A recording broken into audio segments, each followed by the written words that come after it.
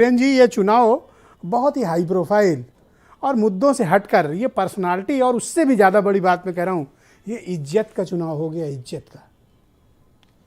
देखिए, चुनाव में तो ठीक है, लेकिन सियासत में कैसे पल में चीज़ें बदलती हैं ये बड़ा अहम हो जाता है। जो दोस्त होता है वो अचानक दुश्मन बन जाता है। जो कल तक बहुत प्यारा था, आज अचानक से उसके लिए नफरत शुरू हो गई।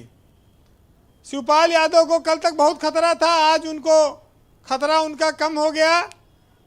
जब वो राष्ट्रपति के समर्थन करने 5KD पर दावत खाने गए तो वो बहुत अच्छे थे और उनको तुरंत कैटेगरी वाइज सुरक्षा से लेकर सारी चीज़ें उनका बड़ा सम्मान हुआ।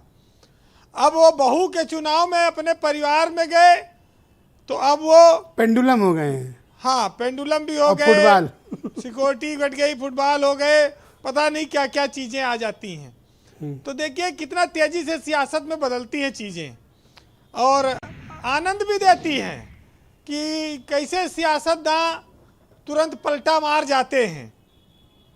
देखिए, ये चुनाव तो साफ है कि योगी वर्सेस अखिलेश, शिवपाल, आजम, ये एक लड़ाई है पूरे उत्तर प्रदेश में। और योगी ने आज उनके घर में जाकर करहल में अखिलेश की सीट पर जाकर सभा की और वहाँ पर ऐलान किया, लेकिन उन्होंने भी मुलायम सिंह का पूरा सम्मान का ध्यान रखा। तो ये बात साफ है कि बीजेपी भी मुलायम के नाम पर कहीं कोई ऐसी बात नहीं करना चाहती जिससे वोटर नाराज हो जाए वहाँ। तो ये तो उन्होंने हिंदुत्व के नाम पर, कार्यकर्ताओं का मनोबल बढ़ाने के नाम पर जो बयान दिए, लेकिन देखिए योगी को भी पता है कि ये चुनाव उनके लिए इम्पॉर्टेंट है।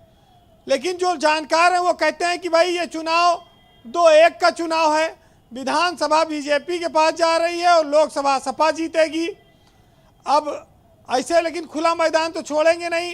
वो मुख्यमंत्री हैं, वो पूरी ताकत लगाएंगे अपने पार्टी को जिताने के लिए, उनके लोग भी लगे हैं।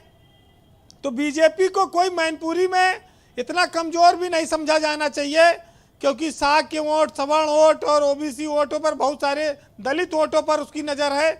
तो वो खेल करने में तो लगी है, लेकिन चूंकि समाजवादी परिवार एकजुट हो गया, उससे बीजेपी थोड़ा वहाँ पर कमज़ोर दिखी और समाजवादी पार्टी को जीत, वहाँ पर मजबूत प्रत्याशी आने से भी उसकी संभावनाएं ज़्यादा बढ़ गई।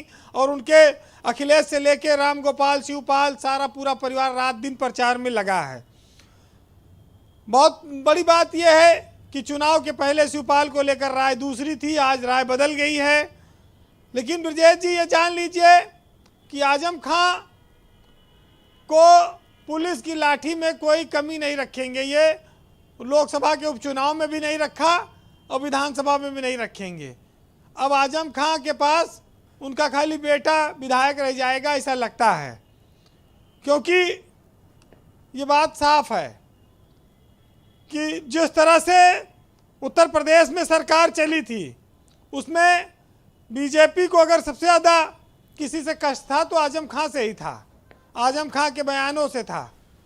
अच्छा, योगी और आजम खां दोनों में बहुत सारे अंतर हैं और अफसरों को लेकर भी उनके जो राय थी आपने सुना होगा।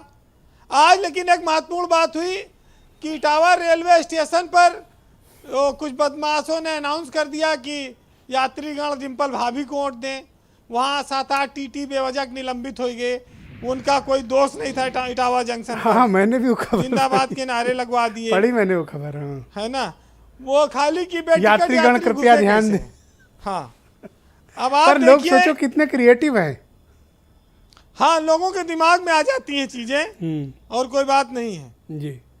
ब्रजेश जी, बीजेपी की नज़र दलित वोटों पर है। वो मैनपुरी में किधर जाएगा ये बड़ा इम्पॉर्टेंट है।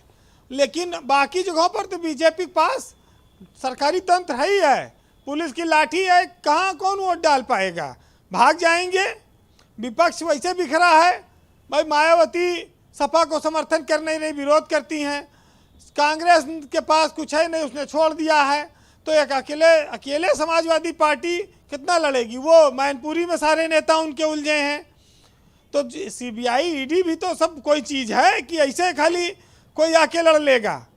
और बीजेपी ने मैसेज भी दिया कि वो खाली अब ठाकुर पंडित और बनिया पार्टी नहीं है, अब वो दलित के भी पार्टी है, ओबीसी भी पार्टी है, जी वीरेंद्र उसका भी वो वोट लेती है। हमें एक डर खाली इतना है कि शिवपाल यादव के सामने बुरे दिन कहीं शुरू ना हो जाएं, क्योंकि अभी तो कार्यालय की बात आ रही थी तमाम। अभी देखिए एक उनके प्रमुख सचिव को नोटिस दिया था इनकम टैक्स वालों ने, अब कहीं वो नोटिस का रुख इधर ना घुमा दें, ये थोड़ा से जो है चीज़ें आप देख सकते हैं। क्योंकि भाई गोमती रिवर फ्रंट और तमाम बने हैं। सबसे बड़ी बात यह है कि बीजेपी इस मैसेज को देने में कामयाब है कि उसने अब्दुल को टाइट कर रखा है, तो खतौली और रामपुर में तो वो बढ़त ले सकती है, यहाँ भी वो कुछ करेगी। लेकिन मुलायम सिंह का नाम बहुत बड़ा है, उनके निधन से जो सीट खाली हुई है, परिवार के लोगों की मेहनत भी है, तो स्वाभाविक है कि एक अंतर जरूर दिख रहा है इस चुनाव में। वो इस पर कितना बढ़ेगा आगे ये देखना होगा। जी वीरेंद्र जी, तो आज साहित्य में सुनिएगा कि आज जो बहुत शोर मच रहा है, बहुत सारी चीज़ें हो जाएंगी। समाजवादी परिवार की एकजुटता उनकी एक ताकत बनी है, और इस बात को शिवपाल यादव पुराने नेता जानते थे, एकजुट होना चाहिए। अब उससे स्वाभाविक है कि बीजेपी की एकमात्र पार्टी अब उत्तर प्रदेश में चुनौती देने वाली सपा है। अब वो इसको कैसे तोड़ें, कैसे डैमेज करें, ये सब तो उनकी कोशिश होगी ही। जी सुनिएगा, किशोर यूं ही न परिंदों ने मचाया होगा, कोई जंगल की तरफ शहर से आया होगा, और पेड़ के काटने वाले को ये मालूम न था कि जिस्म जल जाएंगे जब सर पे न साया होगा। बहुत शुक्रिया आपका वीरेंद्र जी, बहुत बहुत धन्यवाद।